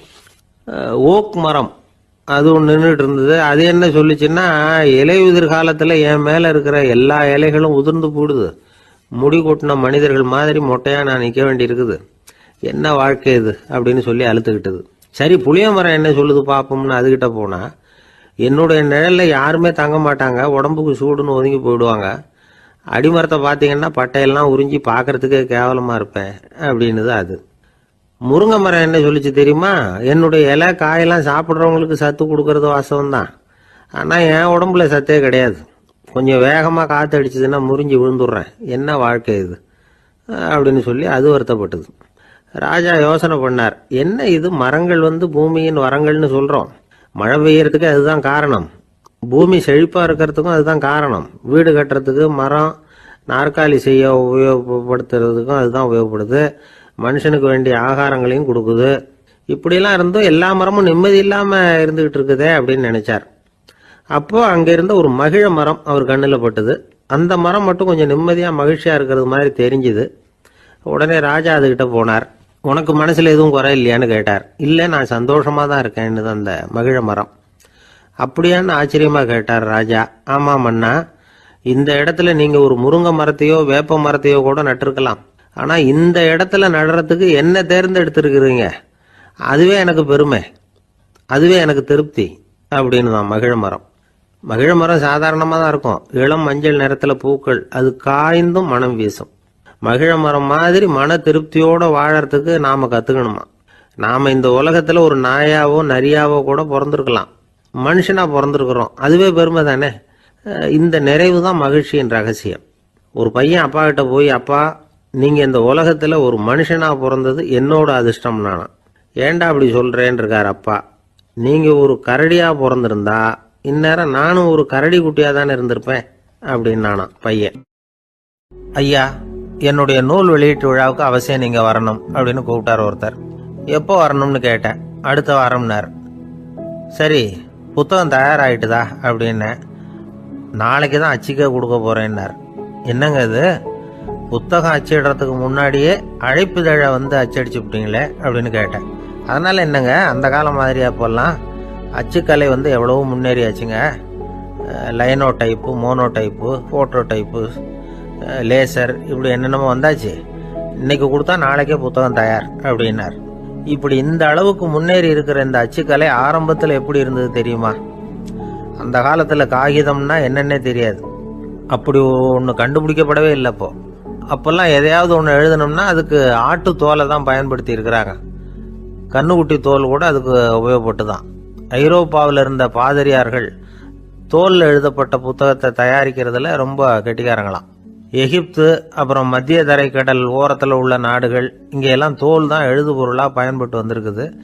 ஆனால் நம்ம நாட்டில் ஓலைச்சுவடிகளை எழுத்துக்கு பயன்படுத்தி இருக்கிறாங்க. எழுதுறதுக்கு தோலை பயன்படுத்தினவங்க பிறகு பேப்பரைஸ் அப்படிங்கிற கோரை புல்லை அதுக்கு பயன்படுத்தினாங்களாம். இதெல்லாம் அப்படி கொஞ்சம் கொஞ்சமாக கண்டுபிடிச்சிட்டு வந்திருக்கிறாங்க. அந்த புல்லை கச்சிதமாக நறுக்க வேண்டியது, நல்லா பதப்படுத்த வேண்டியது, அதுக்கப்புறம் அதில் எழுத வேண்டியது, அவ்வளவுதான். பேப்பருங்கிற சொல்லே இந்த பேப்பைரஸ் அப்படிங்கிறதுலேருந்து வந்தது தான். அதுக்கப்புறம் தான் காகிதம் வந்தது. இதை முதல்ல சீன நாட்டில் தான் கண்டுபிடிச்சாங்க. அது வந்த பிறகு அச்சு எந்திரம் கண்டுபிடிக்க வேண்டிய அவசியம் ஏற்பட்டது. அதை கண்டுபிடிச்சவர் ஜெர்மானிய அறிவியல் அறிஞர் ஜான் கூட்டன்பர்க். அச்சு கலைக்கு அடித்தளம் அமைச்சவர் அவர் தான். ஜெர்மனியில் மெயின்ஸ் அப்படிங்கிற ஊரில் 1399 பிறந்தார். அவரோட மாமன் ஒருத்தர் உலோக வேலையில் வல்லவர், அவர்கிட்ட இந்த வேலையை கற்றுக்கிட்டார். அதோட வைர கற்களை பட்டை தீட்டுறதுலையும் ரொம்ப தேர்ச்சி பெற்றிருந்தார். இளம் வயசுலேயே சும்மா இருக்க மாட்டாராம், எதை செஞ்சாலும் அதை திறமையாக செய்வாராம். அவர் தான் முதல்ல மர அச்சு எழுத்துக்களை உருவாக்கினார். அது மேலே மை தடவி பிரதிகள் எடுத்தார். அதுக்கப்புறம் உலோக எழுத்துக்கள், முதல்ல காரியம், அப்புறம் இரும்பு, அப்புறம் கலப்பு உலோகம், பிறகு அச்சடிக்கிறதுக்கு எந்திரம் ஒன்றையும் உருவாக்கினார். முதல்ல பைபிள் அச்சடித்தார். 1468 அவர் இறந்து போனார். 16ஆம் நூற்றாண்டில் மேலை நாடுகளிலிருந்து மர எழுத்துக்களை கொண்டுகிட்டு தமிழ்நாட்டில் கிறிஸ்தவ நூல்களை அச்சிட்டாங்க. அப்போல்லாம் அச்சகங்கள் போதிய அளவுக்கு இங்கே இல்லை. அதுக்கு என்ன காரணம்னா, இந்தியர்கள் அச்சகங்களை நடத்தக்கூடாது அப்படின்னு சட்டம். 1835 வரைக்கும் அந்த சட்டம் நடைமுறையில் இருந்தது. இந்த நிலைமையில் அங்கேயும் இங்கேயுமா 1-2 அச்சகங்கள் ஆரம்பமாச்சு. 1713 தரங்கம்பாடியில் லூத்தரன் மிஷன் அச்சகம், அதே ஆண்டில் சென்னையில் எஸ்பிசிகே அச்சகம். இது ரெண்டும் தான் இந்தியாவில் முதல்ல தொடங்கப்பட்ட அச்சகங்கள். ஆட்டுத்தோல்லையும் ஓலைச்சுவடியிலையும் எழுதப்பட்ட எழுத்துக்கள் இன்னைக்கு எங்கேயோ போயிட்டுது. ஆனால் நம்ம ஊரில் எழுத்தாளர்கள் நிலைமை தான் ஒன்றும் சொல்லிக்கிறது மாதிரி இல்லை. நம்ம ஆள் ஒருத்தர் சொன்னார், சார் நான் சொந்தத்தில் ஒரு அச்சாபீஸ் வச்சுருந்தேன், இப்போவும் வச்சுருக்கிறேன். அதனால் என்னுடைய படைப்புகளை புத்தகமாக வெளியிடுறதுல எனக்கு ஒன்றும் கஷ்டம் இல்லை. வருஷத்துக்கு ஒரு புத்தகம் எழுதி வெளியிட்டுருவேன். 15 வருஷமாக இலக்கிய உலகத்துக்கு இப்படி சேவை செஞ்சுக்கிட்டு வர்றேன். ஆனால் இந்த வருஷம்தான் வாசகர்கள் எனக்கு பாராட்டு விழா நடத்தி இருக்கிறாங்க அப்படின்னார். இந்த வருஷம் அப்படி என்ன விசேஷம் அப்படின்னு கேட்டோம். இந்த வருஷம்தான் நான் எந்த புத்தகம் எழுதி வெளியிடாமல் இருந்தேன், அதுக்காகத்தான் எனக்கு இந்த பாராட்டு விழா அப்படின்னார். நமக்கு முன்னாடி நமக்கு வேண்டிய ஒருத்தர் ஒரு கிளாஸில் நமக்கு பழச்சாறு கொண்டாந்து வைக்கிறாருன்னு வச்சுங்க. உடனே நாம் என்ன பண்ணுவோம்? எடுத்து கிடுகிடுன்னு சாப்பிட்ருவோம், அடுத்தவங்க யாரும் வர்றதுக்குள்ள. அதை விட்டுட்டு அதை கொண்டாந்து வச்சவர்கிட்டயே அதோட விலை என்ன அப்படி இப்படின்னு நான் கேட்டுக்கிட்டு இருப்போம். நாம் கேட்க மாட்டோம். ஆனால் காந்திஜி அப்படி கேட்டாராம். எப்போ தெரியுமா? 1935. அந்த வருஷம் மே மாதத்தில் ஒரு நாள் காந்திஜி டெல்லியில் இருக்கிறார். அப்போ அவருக்கு 2 டம்ளர் மாம்பழச்சாறு கொண்டாந்து கொடுக்குறாங்க. அதை வாங்குறார். இதோட விலை என்ன அப்படின்னு கேட்டார் காந்திஜி. யாருக்கிட்ட கேட்டாருன்னா மனுபென் காந்திகிட்ட கேட்குறார். அவங்க தான் கொண்டாந்து கொடுக்குறாங்க. காந்திஜிக்கு உதவி செய்கிறதுக்காக அவர் கூடவே இருந்தவங்க அவங்ககிட்ட தான் கேட்குறாரு. காந்திஜி சும்மா வேடிக்கைக்காக இப்படி கேட்குறாருன்னு நினச்சிட்டாங்க அந்த அம்மா. அதுவும் இல்லாமல் அதோட விலையை கேட்டால் காந்திஜி நிச்சயமாக அதை சாப்பிட மாட்டார் அப்படிங்கிற பயம் வேறு. அதனால் அந்த அம்மா பதில் எதுவும் சொல்லாமல் கம்முன்னு இருந்துட்டாங்க. கொஞ்ச நேரம் ஆச்சு. அந்த பழச்சாறு வச்ச இடத்துல அப்படியே இருக்குது, வச்ச இடத்துல வச்சபடியே இருக்குது. காந்திஜி அதை சாப்பிடவே இல்லை. மனுபென் காந்தி பார்த்தாங்க. மெதுவாக காந்திஜி கிட்ட போய் அதை சாப்பிடுங்களேன் அப்படின்னாங்க. பழச்சாறு விலை என்னன்னு கேட்டேன், அதுக்கு பதில் இல்லை. அது முதல் தப்பு. பதிலை எதிர்பார்த்திருந்தும் அதை பற்றி விசாரிக்கலை, அது 2வது தப்பு. இப்படி 2 தப்புகளை பண்ணிவிட்டு என்கிட்ட இதை சாப்பிடுங்கன்னு சொன்னால் அது எப்படி அப்படின்னு கேட்டாராம் காந்திஜி. மனுபென் காந்தி என்ன சொல்கிறதுன்னு தெரியாமல் திகைச்சு போய் நின்றுக்கிட்டு இருந்தாங்க. காந்திஜி தொடர்ந்து சொன்னாராம், இப்போ என் முன்னாடி வச்சிருக்கிற இந்த பழச்சாறு விலை சுமாராக ஒரு ₹1/2 இருக்கும். அது அந்த காலத்து மதிப்பு. இந்த பழச்சாறு இல்லாமல் கூட என்னால் இருக்க முடியும். ஆனால் அவசியமான பொருள்களை வாங்கிறதுக்கு கூட சக்தி இல்லாத மக்கள் இந்த நாட்டில் நிறைய பேர் இருக்கிறாங்க. அப்படி இருக்கிறப்போ எனக்கு என்னத்துக்கு இந்த விலை உயர்ந்த பானம்? இதை இப்போ நான் சாப்பிட்டா என் உடம்பு வேணும்னா ஆரோக்கியமாகலாம், ஆனால் என் மனசு அமைதி அடையாது. எனக்கு என்னுடைய உடல் ஆரோக்கியத்தை விட மன ஆரோக்கியம்தான் முக்கியம். அதனால் இதை நான் சாப்பிட மாட்டேன், எடுத்துகிட்டு போயிடு அப்படின்னாராம். அந்த சமயத்தில் ஒரு அகதி பொண்ணு 2 குழந்தைகளோட காந்திஜியை பார்க்கறதுக்காக வந்தது. வணக்கம் சொல்லிச்சு. காந்திஜி உடனே தனக்கு முன்னாடி இருந்த பழச்சாற்றை எடுத்து அந்த பொண்ணுகிட்டையும் குழந்தைகள்கிட்டையும் கொடுத்து சாப்பிட சொன்னார். அவங்க அதை வாங்கி ரொம்ப சந்தோஷத்தோடு சாப்பிட்டாங்களாம். அதை பார்த்த காந்திஜி முகத்தில் ஒரு புன்னகை, ஒரு பரவசம், ஒரு திருப்தி. அவர் மனசு நிறைஞ்சி இருந்தது. அப்போ அவர் சொன்னாராம், ஆண்டவன் எனக்கு எப்பவும் சரியான சமயத்தில் கை கொடுப்பாருங்கிறது அதுக்கு இதுதான் அத்தாட்சி. நான் ஒரு இக்கட்டான சூழ்நிலையில் இருக்கிறப்ப கூட கடவுளின் கருணையால் அந்த சூழ்நிலை என்னை பாதிக்கலை. என் கூட இவ்வளவு நாள் பழகியும் கூட இங்கே இருக்கிறவங்க எனக்கு அதிக விலை உள்ள பழரசத்தை கொடுத்தாங்க. ஆனால் சரியான நேரத்தில் அதை சாப்பிட வேண்டியவங்களை என்கிட்ட அனுப்பி வச்சு என்னை சந்தோஷப்படுத்தினார் கடவுள், அவருக்கு நன்றி அப்படின்னாராம் மகாத்மா காந்தி. உடல் ஆரோக்கியத்தை விட மன ஆரோக்கியம்தான் எனக்கு முக்கியம்னு சொன்னார் பாருங்க. அதை நாம் எல்லாரும் மனப்பூர்வமாக இன்றைக்கி சிந்திச்சு பார்க்கணும். இந்த காலத்தில் எல்லாரும் அப்படியா நினைக்கிறாங்க?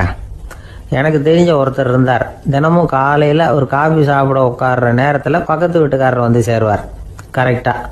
உடனே அவரும் தனக்கு